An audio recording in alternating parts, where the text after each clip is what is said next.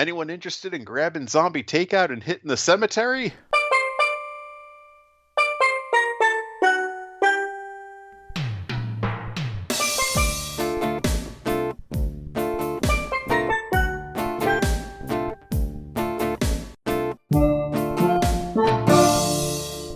Hello and welcome to episode 539 of Zombie Takeout, the B-Movie and Cult Movie Podcast. I'm John. And hello, I'm Scotto. And without any further ado, on to this week's movie, which is from 2001, The Royal Tenenbaums.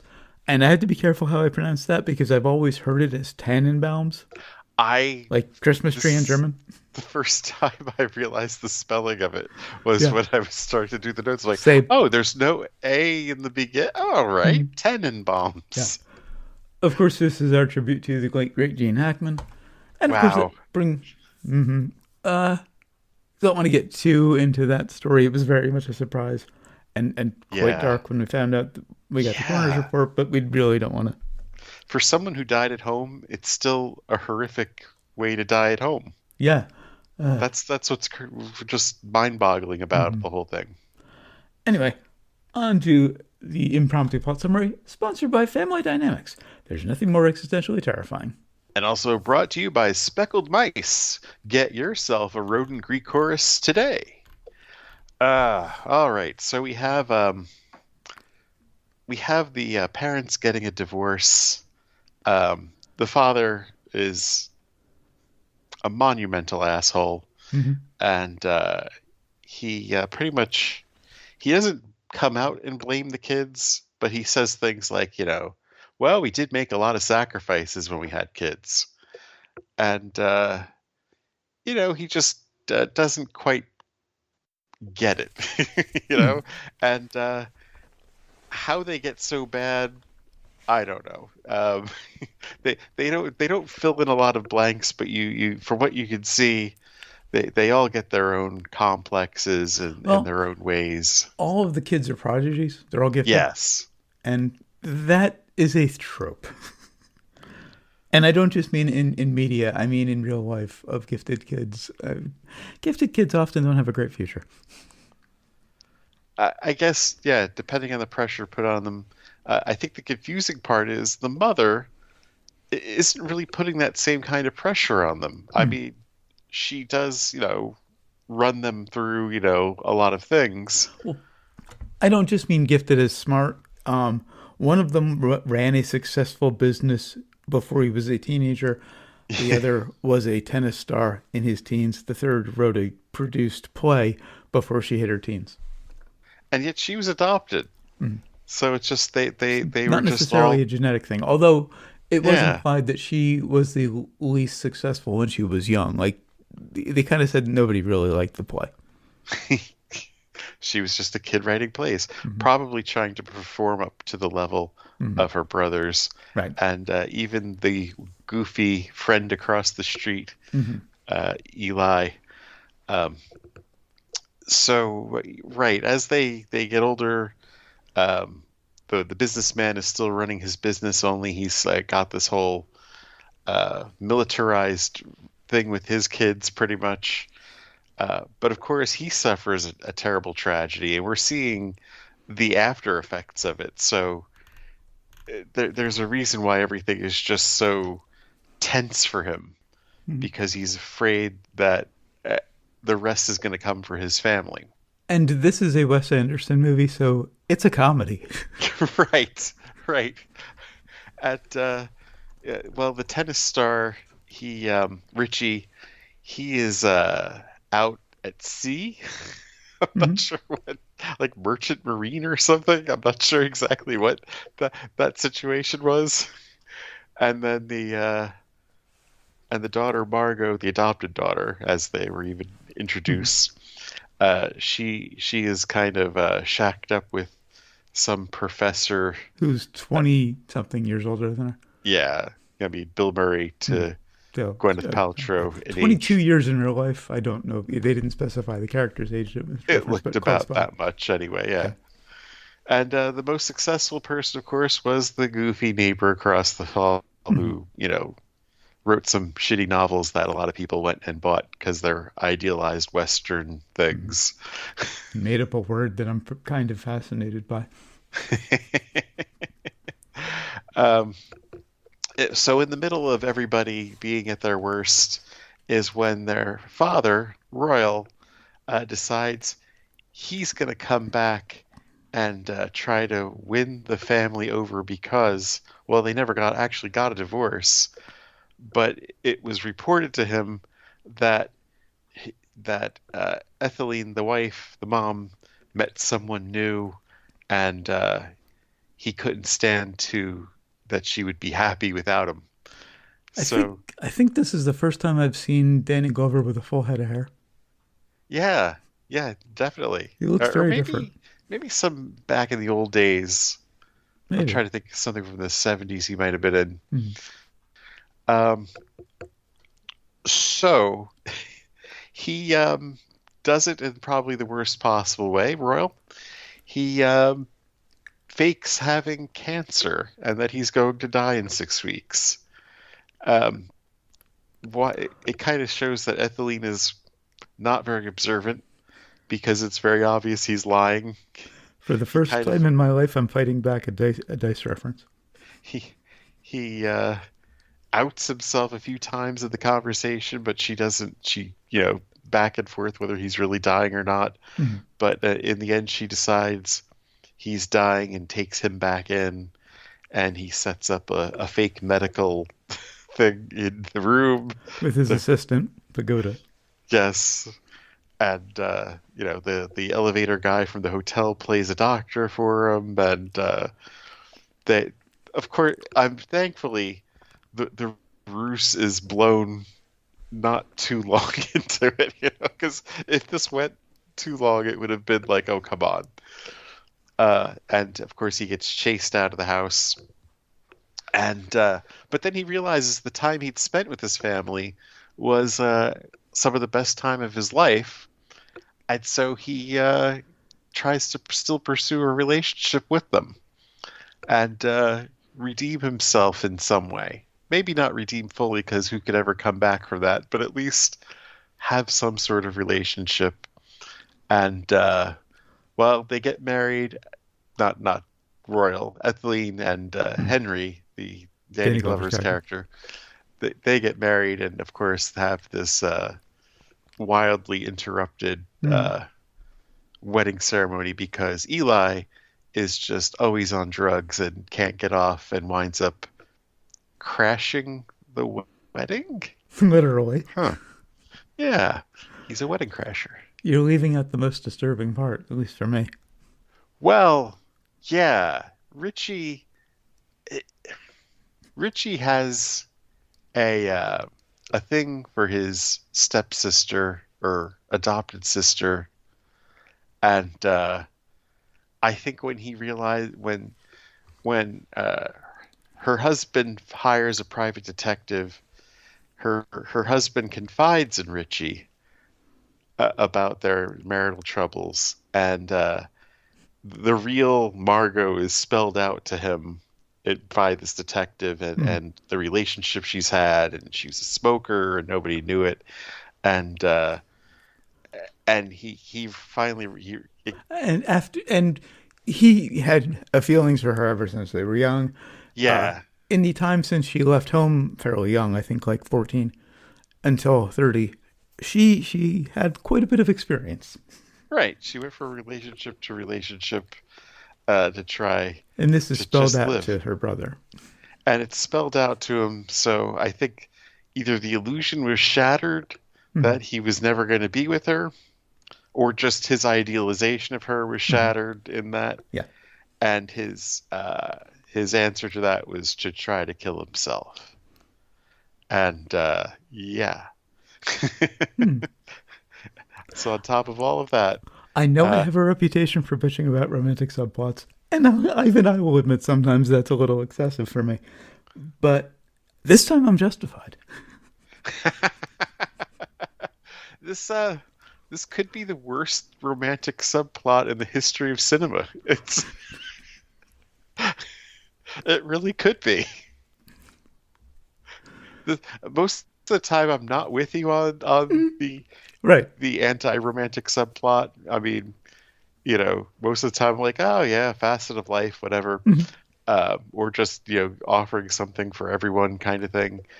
But in this case, this is uh this is really awful. And in both cases, because she kind of has a thing with Eagle Eye as well, um, I'm not complaining about them for the reasons I normally do. They weren't crowbarred in; they were baked into the plot. I would have Yes. been fine with either of them. Well, I'm fine with the Eagle Eye thing; it's whatever. Right. But the thing with Richie, the brother, it obviously, Right. Like I have no problem with her and Bill Murray. I have no problem with her and Owen Wilson. right. But when it comes to the brother, but honestly, even the relationship with Eli, like when you grow up with someone next door Yeah. like that, that is almost like a sibling. Yeah. True. True. That is very close to a brother-sister relationship as it is. But the difference there is they were not emotionally involved really with each other. They were just fucking around, and they weren't even really together anymore when it came to light that they had been together. They were already broken up. Right. So yeah, it came so abruptly though that I mean, the line is he was going to do it tomorrow, and then instead he did it right then and Yeah. there. But you kind of, when someone is being drastic like that, of cutting their hair and shaving, I mean, it kind of gave Pink Floyd The Wall vibes. I got a bit of a flashback to what I did, just over a week ago, and not for that reason. I Monday before last, I just hyper focus. I just decided that I've been wanting to shave my head again, and my beard was getting annoying, so I just took scissors to both of them. Eventually, got rid of both of them. But yeah, it just kind of gave me flashbacks to that. The problem with Luke Wilson shaving and cutting the hair short was that you could then see the resemblance to Owen. Yeah, well, you can Before always see that, that. Well, no, the before beard kind of did hide it a little bit, I right, guess. when he had the hair and the beard, they did not look as much related as Right. they did as soon as he shaved. And it Yeah. was like, are they going to kind of reveal that Owen, that Eli was really related? That, Royal had a thing on the side? I mean, aside from the hair color difference and the one's broken nose, I can never remember. It's the blonde one. What's his name? Owen. Owen. Owen's the blonde. Okay. Yeah. Yeah, aside from the broken nose and the hair color difference, they're practically twins. Yeah. So yeah, hilarity ensues. Okay. And of course, it starts with the most Wes Anderson opening possible, a close up of a book on a beige table. Now, I like the whole storybook aesthetic. Um, I have a lot the of respect for Wes Anderson as an artist. He has a completely unique voice. Everything fits the tone. He does what he does beautifully. I'm still not sure whether or not I like it. I think at some points the narration was a bit overdone, though. I really wasn't crazy about the narrator. Yeah. Alec Baldwin played the narrator. Fortunately, they used it kind of sparingly. I, I think I'm glad when they pulled it back finally. I thought they let it go a little too long in the beginning. Yeah. It was too much of, okay, we get it. It's like he's reading a story to us here in a book. But eventually that has to shift to, no, we were actually watching a movie. Right. And I felt like it just went a little too long. And I chose this one because I think Hackman never really got his due as a comedic actor. The one thing that just has me gobsmacked about this movie is he's flipped the usual structure of comedy here. Like, normally comedy, you've got the zany guy and the straight man. The humor here is that he's a straight man reacting to the zany people Yeah. Yeah. in a ridiculously straight manner, and it's really funny. That's why he was so good at comedy, because his dramatic chops made him a genius straight man. He could He's say like, the most absurd shit with a completely straight face. he's like a more believable Dabney Coleman. Yeah, Like yeah. Dabney Coleman, of course, was a master at being the dick Mm, and just going over the top with it. right. But Hackman is playing Dabney Coleman as if it were just a real, real person. Right, right. And it's amazing. That's the other thing. His performance here is kind of Mm, gobsmacking too. yeah. Just like what? When I saw that he died at the end, and I kind of knew that was coming when started getting his shit together, I was like, he's not Yeah, going to survive the movie. I was like, "Ooh, maybe we shouldn't have done this one because, weird to do a tribute when right. the character died, the person you're doing a tribute to dies. But it was worth it for his work in this film. We went for a comedy, and we got like Yeah. this real. I mean, if it wasn't told in the way it was, it would be depressing as fuck. In Hmm. fact, I think I was kind of depressed last night after watching it. Now that I think about it. Kind of akin to, in a weird way, and this was not at all planned, Digital Circus, Yeah. where it's comedy, but it's also really fucking heavy in its own way. But however, I cannot imagine us picking a better performance for a tribute Yeah, to right. to an actor Hmm. because it was just like Jesus Christ, this guy. I mean, there were so many fucking great lines that aren't even great lines, but the way he delivered them, Yeah. I mean, just the whole like the grab some burgers and go to the cemetery. My favorite though was when after the suicide, when he's trying to visit Richie, and he's like seriously trying to make a plan to break into the hospital. So I was almost on the floor. Royal is the kind of guy who thinks he deserves everything. All right. If I could just shimmy up that there. Yeah, everything should just be handed to him, and he doesn't understand why things aren't. And and I personally hate those kinds of characters. If it wasn't for Hackman's brilliance, I would have hated Royal, but for some reason I didn't. I think that was the genius of Hackman. He played some of the worst people imaginable, but you kind of liked him, even though they were the worst Yeah. people imaginable. Like the bad guy in Unforgiven. Mhm. Holy fuck! Have you seen Unforgiven? I have, but it was a long time ago. Okay, but yeah, just the whole like he's the real gunslinger, Mhm. cold-blooded killer, and just but he was just told it like it was, and yeah, Hmm. but he's a real asshole, Well, I mean, a real psycho. due respect, typically actors, even character actors, particularly in Hackman's era, you had to be good looking. All due respect, Hackman did not have that going. Well, right. His career was pure chops and charisma. Yeah. It was But just yet, I he mean, was brilliant at what he did. thinking about him after his passing, like, yeah, he is up there. You should mention him with De Niro and Mhm. Pacino and them. Oh, In absolutely. fact, his later career has been so much better than theirs. And he gets his due as a dramatic actor. Yeah. It's just again, I want to lean into the comedy because he has done some brilliant comedy work. Well, Um, when we did Young Frankenstein mhm. and that Yeah, whole scene of, I mean, everybody brought up like, "Hey, I was going to make some espresso." right. When we talked about that when we reviewed it. Mhm. And I was briefly pushing for the replacements, but it's a personal favorite of mine, but it didn't get the reviews that I thought it should have. This movie is generally loved, as are most of Anderson's films. I get You it. know what? I couldn't remember him in The Replacements. Did he have a big role in it? I think he was like the head coach. Yeah, he was the head coach, but I remember it was more about Keanu. He had a fairly sizable role. Not, I mean, Keanu was the Yeah, lead, but yeah. we should get to that eventually because Orlando Jones is in it too, and we're both Right, of big course. fans You of got his. to do Orlando Jones. I remember it being like another version of Necessary Roughness. Basically, Yeah, um, back to Tenenbaums. back to Tenenbaums. Early on in the film, like right after the time jump, I think it's a 23-year time jump. Eli, Owen Wilson's character, is doing this speech about the book he wrote, and it's a western. Yeah. and he uses the word friscolating. The friscolating sunset.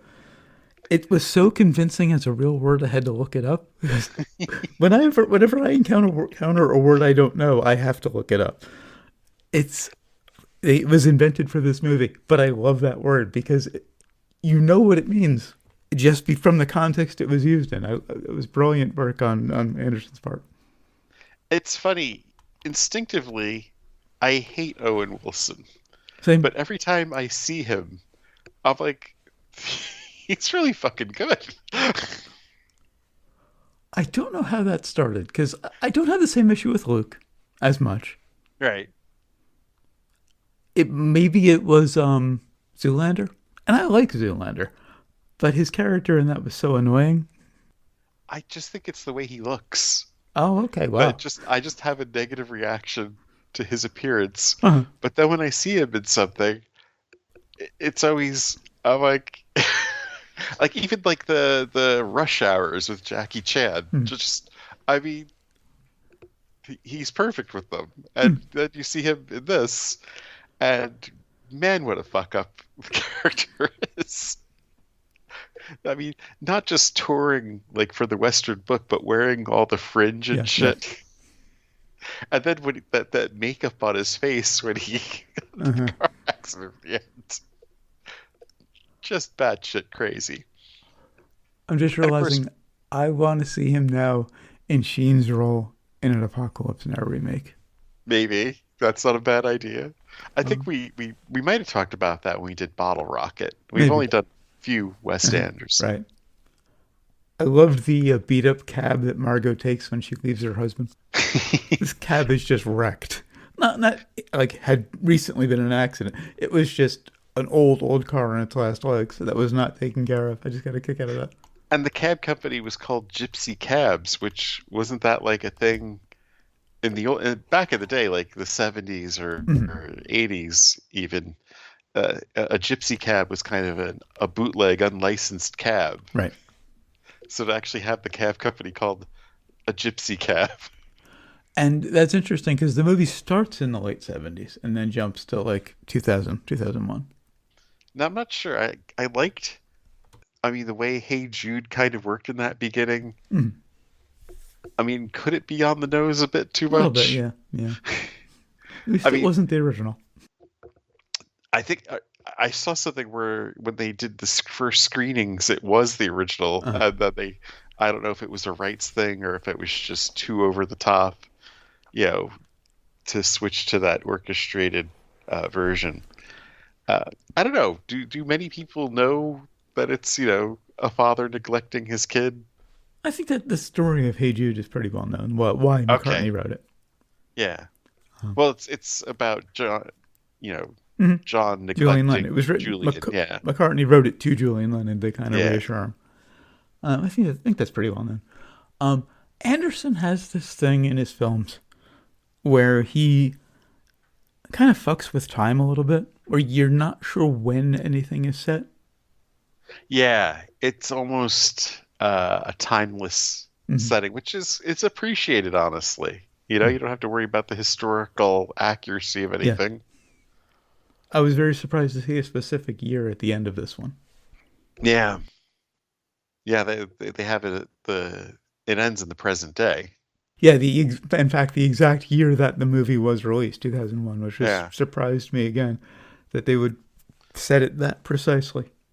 I did think Angelica Houston was laying it on a bit thick when Royal told Ethelene that he was dying. That whole scene is just so unhinged. It's so back and forth Mm. because he changes his story while he's telling her, Yeah, but she doesn't, for some reason, she doesn't see that he's lying, you know? I don't know. It irked me that she was kind of a badly written woman, you yeah, know? yeah. Yeah, that, if there's there are a few flaws in the movie, but I think her characterization, and it's not Houston, she's great, except for Of that one scene course, where I think she went a little over the top. Aside kind from of that, she was wasted her. great. But the writing doesn't really serve her. Yeah, I feel like she kind of got wasted in this. Mhm. the scene where Royal reunites with his adult kids was the kind of awkward that only Wes Anderson can do. And I think that's why I'm kind of mixed, because Anderson's brilliant at what he does, and I feel weird saying Anderson because there's Paul Thomas Anderson, Paul W.S. Anderson, and Wes Anderson, Yeah, and they're all that's true. very, very different filmmakers. Right. Paul Thomas Anderson, Magnolia; Paul W.S. Anderson, the Resident Evil movies, and this is Wes Anderson. But everything he does is just awkward. And there's some choices he makes in this that are just so unique. I Mm. mean, the paintings in Eli's apartment. Oh, that creeped me the fuck out.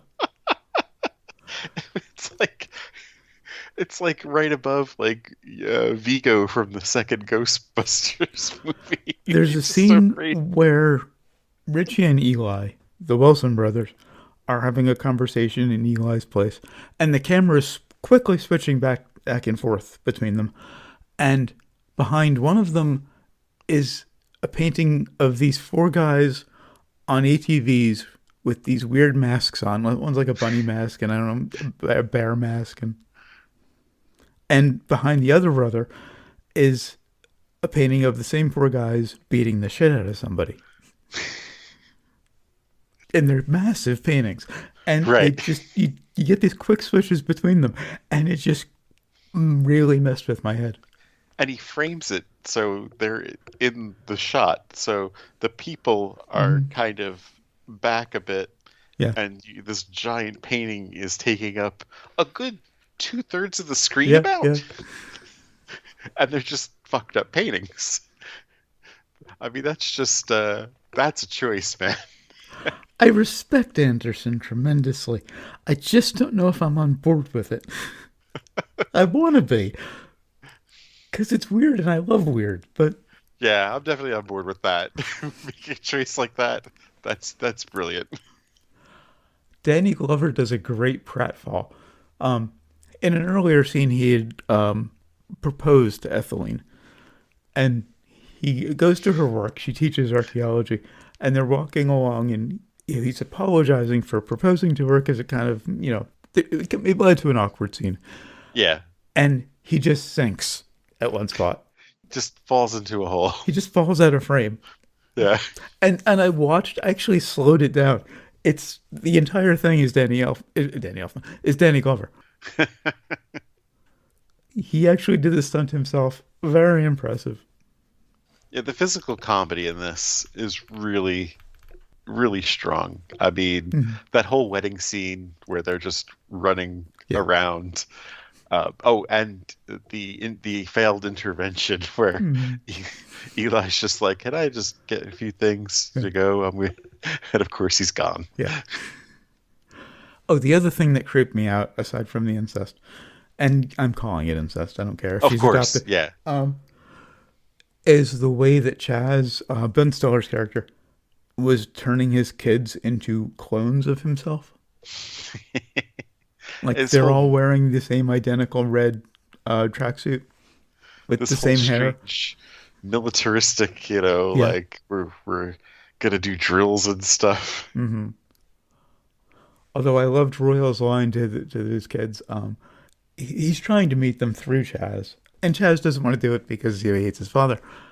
He goes to this playground where the boys are, and he's talking to them through a fence, and he says, "I'm very sorry for your loss. Your mother was a very attractive woman." Just so casual about it too. I'll just put it this way: if Royal were real and alive now, he would be involved in the current U.S. government. He's that kind of guy. Just no filter, and you really wish there was one. Yeah. There was an announcer during the flashback to Richie's last tennis match who sounded incredibly familiar to me. Oh, I didn't look that up. Who Did he who've sound been the familiar to you? Did announcer? you catch that? Ah, he did sound familiar. I'm just not sure. I looked it up. Apparently, it was Wes Anderson, but Oh, okay. I wasn't really familiar with his voice. And it took me a while to figure out why he sounded so familiar. He sounded very familiar to David Spade, or very similar to David Spade. Okay. But yeah, it was actually Anderson. But Chaz's kids, he has these two sons. They have this real Daryl and Daryl kind of thing going, where one of them does all the talking and the other one has like one line.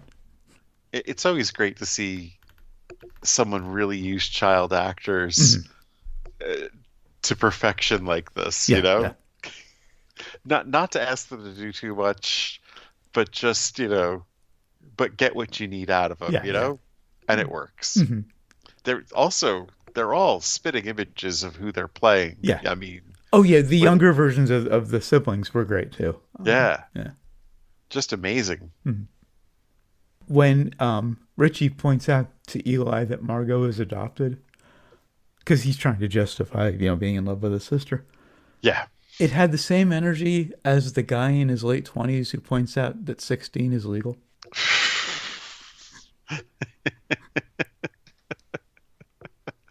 Oh, like Anthony Kiedis. Okay. Or how about Royal pretty much saying, "Yeah, go for it." Yeah, yeah. What the fuck? Why not? Now, here's where I'm going to break my usual expectations. Because I'm also the guy who complains about montages. But I Yeah. liked the montage of Royal with Chaz's kids. Oh yeah, yeah. That was a good montage. I didn't even notice it as a montage really because it was just demonstrating things that they have done. It was a But montage. yeah, that would Yeah, be a montage. yeah. Yeah. Yeah. I no complaints there either. In fact, a lot of the stuff was really funny. Loved seeing Royal get kicked out after they find out he was lying about being terminally ill. Yeah. Did not expect him to get knifed by Pagoda. Right. I mean, they mentioned that's how they met. Pagoda, his assistant, they met because Pagoda apparently was a hitman who had a contract for Royal. But then when they get kicked out, and I guess, I don't know what Pagoda's reasoning was, but he pulls out this little pocket knife, like a Swiss Army knife, and knifes Royal with it. He got Pagoda kicked out too. Oh, yeah, yeah. Well, yeah. So Pagoda was angry that he got kicked out. He Yeah, he made him lose his job. right. But he knifes him with like a Swiss Army knife. While Royal was wearing this big wool coat and a suit underneath. As I've mentioned before, I studied the blade. And that thing wouldn't even go through the wall. No, no, it wouldn't. I don't know. Have we seen someone get stabbed with the Swiss Army knife in a movie before? Because No, I think no. that was very unique. Just how unexpected it was. Because Pagoda didn't show any kind of violent tendencies before this. No, but I mean, it was brought up that he was a hitman. Yeah. Like he's come to finish the job with the Swiss Army knife. And of course, toward the end of the film, Richie and Margot kind of get together briefly. At least it's confirmed Yeah. that she shares the feelings. They really didn't need to go there. Nah. That is something we could have lived without. And as I mentioned, I knew Royal was going to buy it the minute he started getting his shit together and like Yeah. actually being a good father.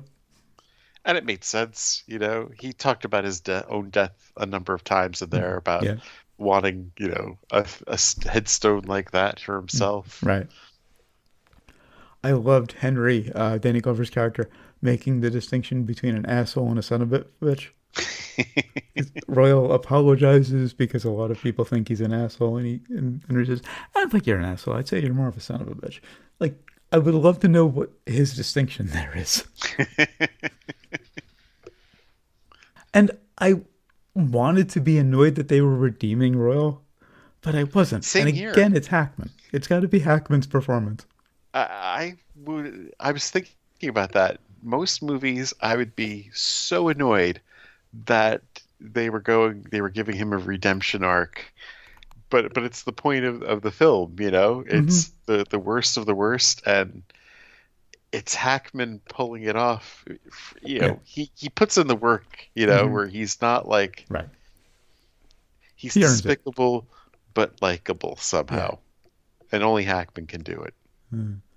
And I think I mentioned this off air. About to mention it on air. I'm just really glad that I did not see this in the theater because my father died in 2001, the same year Royal did.